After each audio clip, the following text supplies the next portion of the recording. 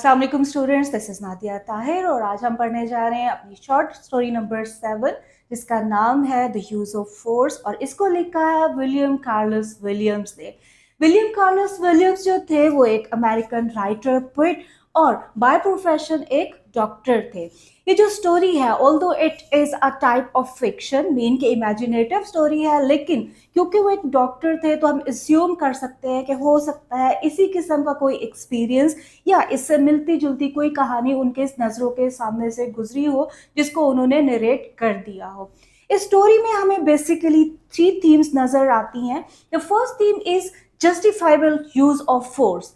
हम हमेशा देखते हैं, हमेशा पढ़ते हैं या बताया जाता है कि वायलेंस और use of force is no answer. चाहे कोई भी सिचुएशन हो उसमें यूज़ ऑफ फोर्स कभी भी जस्टिफाइबल नहीं होता है, हम उसको कभी भी सही नहीं कह सकते हैं। लेकिन अकॉर्डिंग टू विलियम कार्लोस कभी कभी ऐसा होता है कि हम इस बात पे मजबूर हो जाते हैं और कभी कभी यूज़ ऑफ फोर्स जो है वो क्वाइट जस्टिफाइबल होता है। जो सेकेंड थीम हमें नजर आती है थ्रू आउट द स्टोरी वो है पेरेंटल लव, कि किस तरह से बच्ची की बीमारी को देखते हुए, उसकी हालत को देखते हुए वालिदैन जो हैं वो बहुत ही कंफ्यूज्ड हैं, परेशान से हैं और उनको समझ नहीं आ रहा है कि वो किस तरह से बिहेव करें। इवन के डॉक्टर के बार बार कहने पर कि इसको मजबूती से पकड़ के रखें, इसको मुझे चेक करने में, वो उसको पकड़ते तो है लेकिन बच्ची को तकलीफ देने के ख्याल से उसको छोड़ देते हैं। थर्ड जो थीम हमें इसमें नजर आती है वो एम्पैथी की है, कि जब हम पूरी स्टोरी को पढ़ लेंगे और इन कैरेक्टर्स की जगह पर खुद को रख के देखेंगे तो हमें नजर आएगा कि हर कैरेक्टर अपनी अपनी जगह पर जस्टिफाइबल है। उन्होंने जिस तरह से बिहेव किया, they were born to do like that. इसमें जो कैरेक्टर्स हमें नजर आते हैं उसमें एक डॉक्टर है, अननेम्ड है, मीन कि उनका कोई नाम हमें नहीं बताया गया है।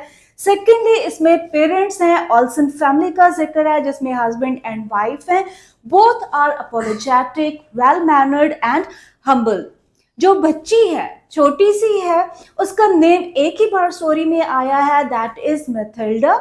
She is beautiful, she is strong but she is also stubborn. शायद अपनी बीमारी की वजह से उसने इतना ऑड और स्ट्रेंज बिहेव किया है। स्टोरी कुछ इस तरह से शुरू होती है कि डॉक्टर को एक कॉल रिसीव होती है जिसमें एक खातून उसको रिक्वेस्ट कर रही है कि उनकी बच्ची बीमार है, उसको बुखार है और जितना जल्दी मुमकिन हो सके वो उसको लेकर आए।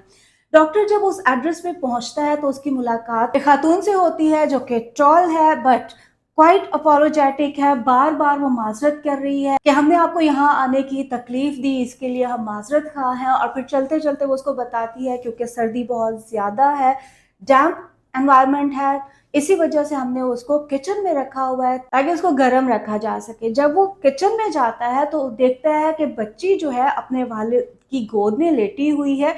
उसका वालिद जब डॉक्टर को देखता है तो खड़े होने की कोशिश करता है, जिस पर डॉक्टर उसे बैठे रहने का ही इशारा करता है।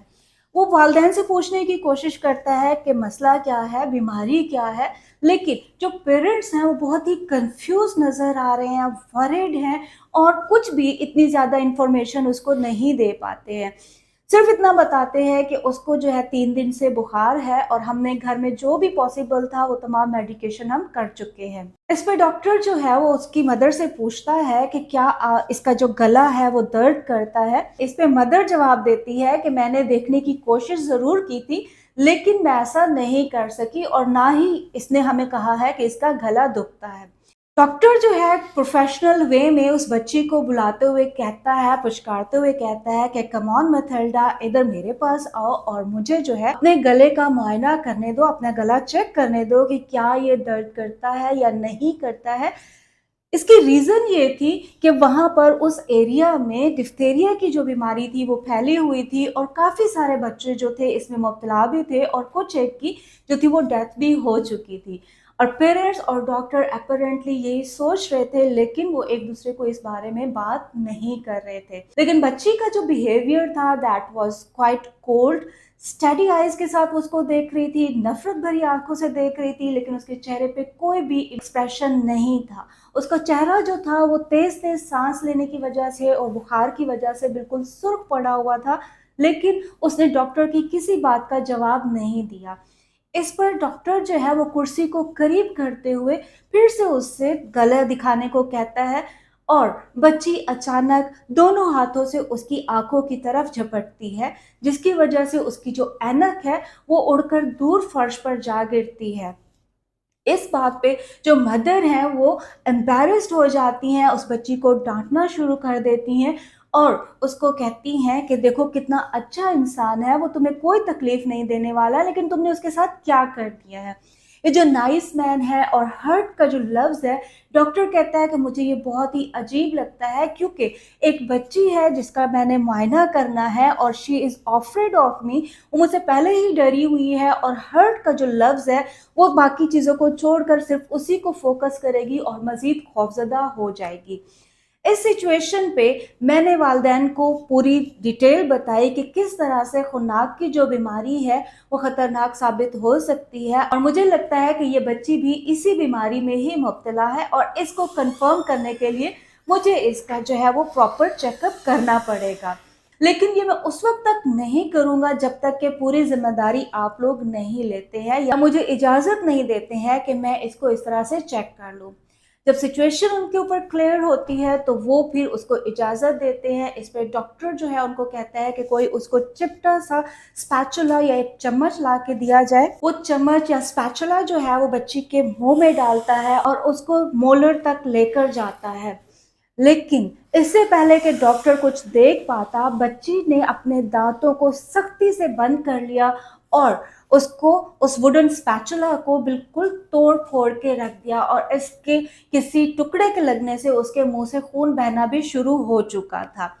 अब वालिदैन जो थे उस बच्ची की कंडीशन को भी देख रहे थे, डॉक्टर की सिचुएशन को भी देख रहे थे, वो परेशान भी थे, वो एम्बैरेस्ड भी थे और उनको कुछ भी समझ नहीं आ रहा था।